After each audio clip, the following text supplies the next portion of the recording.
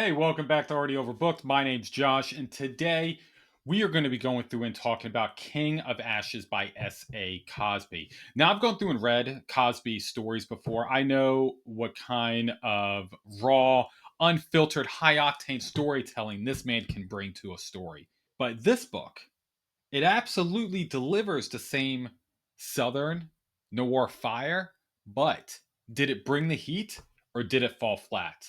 Let's go through and break it down.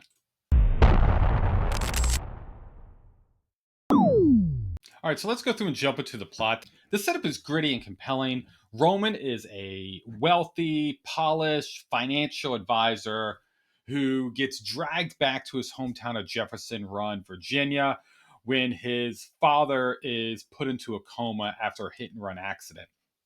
His brother is neck deep in debt to a ruthless gang, and his sister is hell bent on uncovering what happened to their missing mom. And Roman has to go through and make a choice to either walk away and go back to his cushy life or do the unthinkable.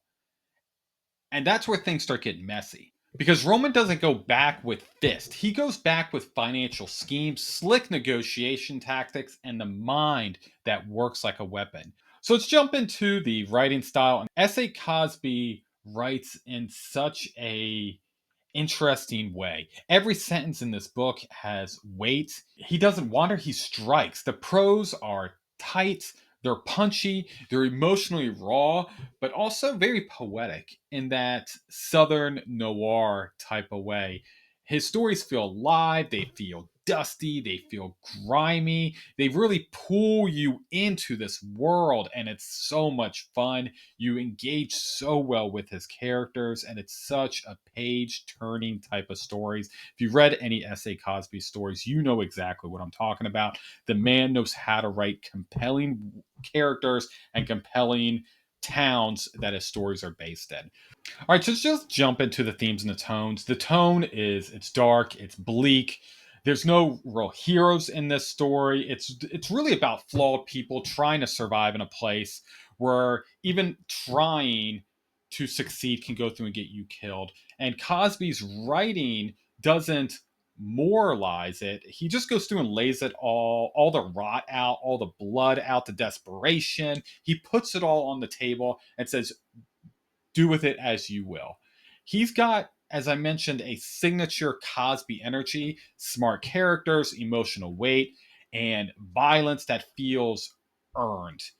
This book is very layered on the surface. It is high stakes crime thriller, but underneath it, it's really about family and what it means to be loyal to your family. What does it mean to be broken?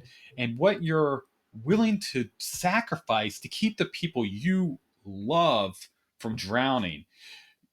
You get the powerful contrast in the story between Roman, who went through and escaped this town, this world he was raised in, and built this clean cut image of success.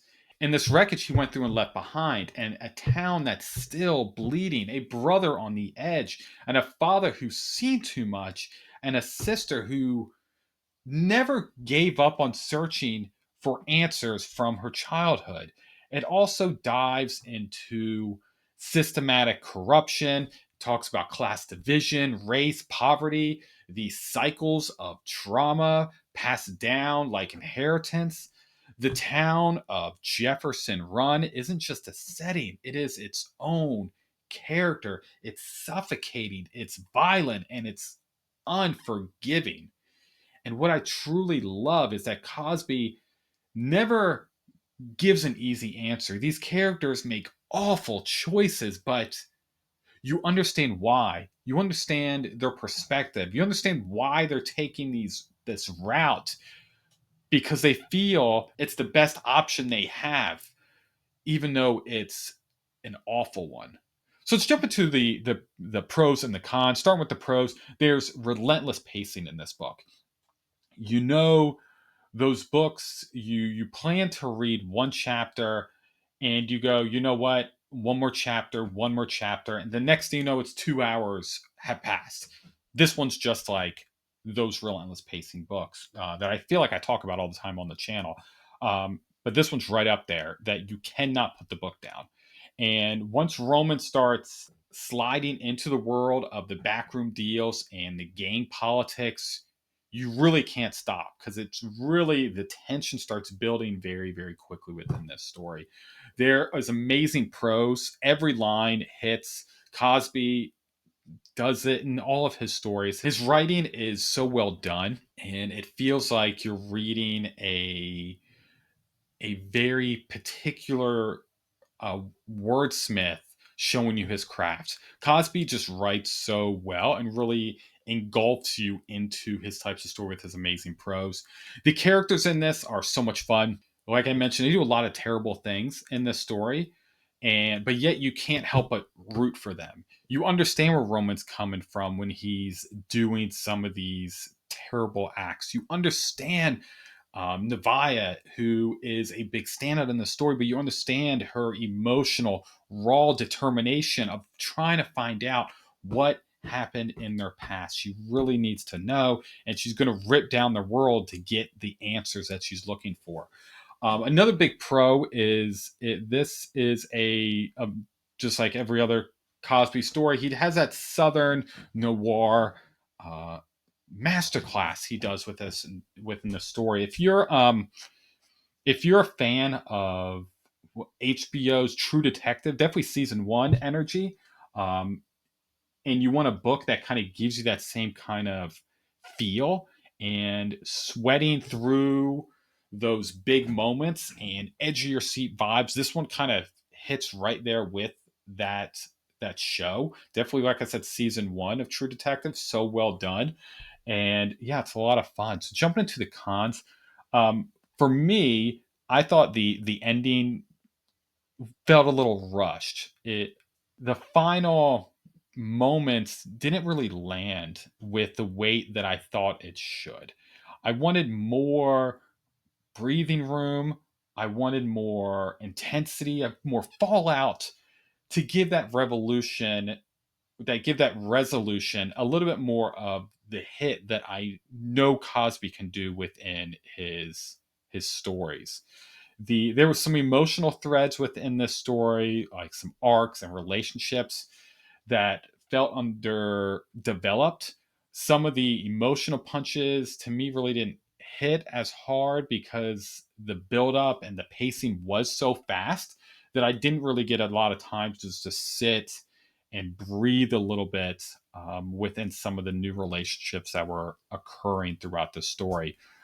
It was still good, but compared to his previous books, this one just didn't really quite reach that same level of narrative payoff as some of other Cosby's polished works. So some of my final thoughts.